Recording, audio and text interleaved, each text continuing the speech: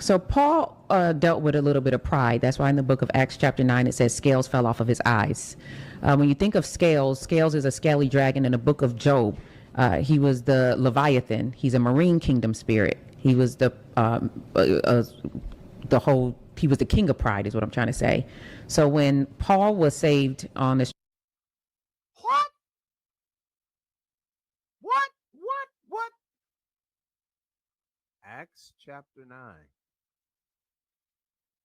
becomes a text about Paul somehow being possessed or oppressed by the Leviathan because scales fell off his eyes. The esoteric stream. Esoteric means secret, secret, hidden knowledge that is not known, knowledge that only a few have, only uh, certain initiated people have. One of the early heresies of the church was a view called Gnosticism, and within certain elements of Gnosticism, they believe that in order to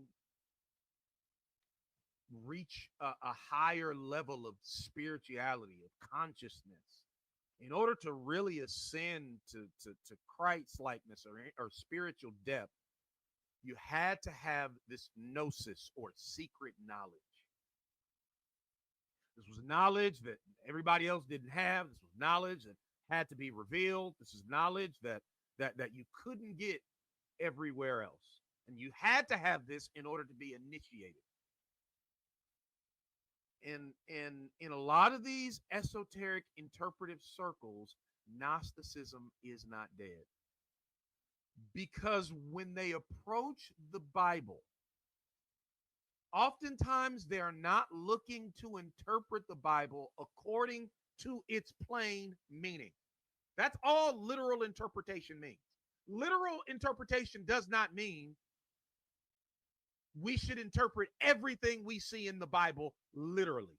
That's not what literal interpretation means. Literal interpretation means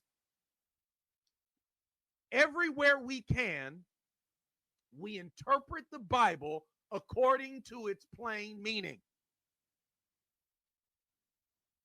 That's not the goal of the esoteric interpretive stream. The goal of the esoteric interpretive stream is to